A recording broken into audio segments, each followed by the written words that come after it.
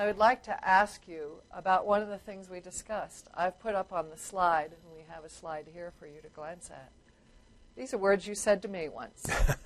Yes. Psychiatry and the law are married to life. What does that mean? Right. It means that wherever there are big decisions to be made regarding states of mind, if they're legal decisions such as criminal responsibility or damages due to injury, mental health issues come to the fore, and there's no way around it. You also said to me permanently after pausing, which calls to my mind, we are all actors. We act out of our own impulses as well as our thoughts and responses. And the law doesn't necessarily come into play. We're going to work today on where psychiatry and the law do work together. Tell me a little more about how you draw some of those lines between where the law belongs and where it doesn't. Well, I can't put law in its place. I'm sure many people have tried to do so. And one thing we like to say is, we're medical doctors in psychiatry. We wear white coats, not black robes. We don't want to be judges. We don't want to be lawyers. We don't want to be jurors. We want to be able to impart knowledge in a reasonable fashion to help illuminate whatever questions come before the court where it's required to have expert testimony. The basis of forensic psychiatry is general psychiatry. So we all come from the same tradition. We just happen to be applying psychiatric knowledge and expertise to a legal question. But our traditions are medical. Our traditions are to examine people, to take histories, to order tests when necessary, and to assess and synthesize data that have to do with the person's state of mind. I'm a citizen of the United States. I am a sociology, social psych major. I'm fascinated with group dynamics. I'm a trial lawyer and think I can see inside a witness all the time, especially on cross. What are the metes and bounds of forensic psychiatry when you consider the kinds of roles where you should be at play?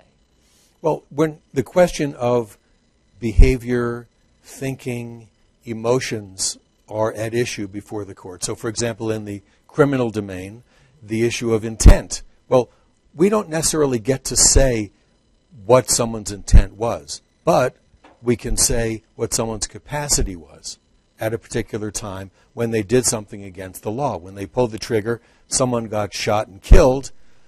Were they in a state of mental illness that could have had an impact on their ability to formulate the act in question? Not whether they're guilty or innocent, so we don't want to overstep our bounds.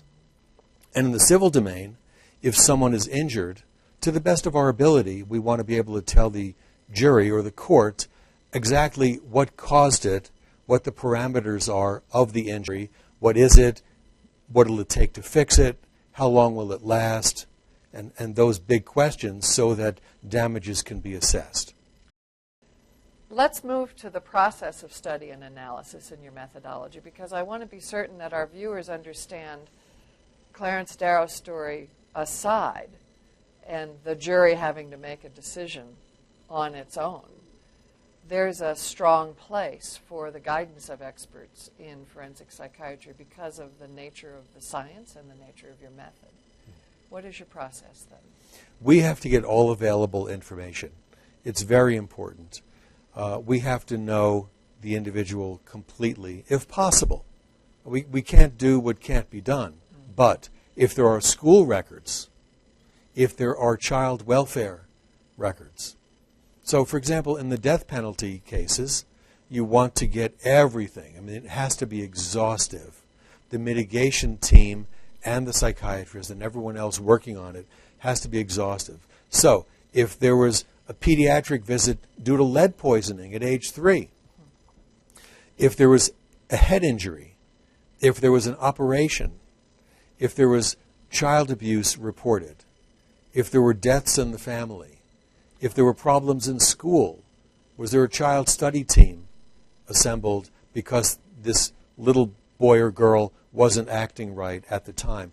What does that have to do with where we are now? Well, it could have a lot to do with it, especially in a death penalty case where culpability is weighed in a much bigger scale, in a much bigger frame, overall culpability. That's a different assessment from the simpler assessment of criminal responsibility in a particular case in the guilt, but in the guilt phase. It's a different analysis. So what we need to do is get all available information. It's completely mandatory, and it's in our ethics, that we have to examine the individual in question, unless there's some reason that it is impossible. Obviously, in testamentary capacity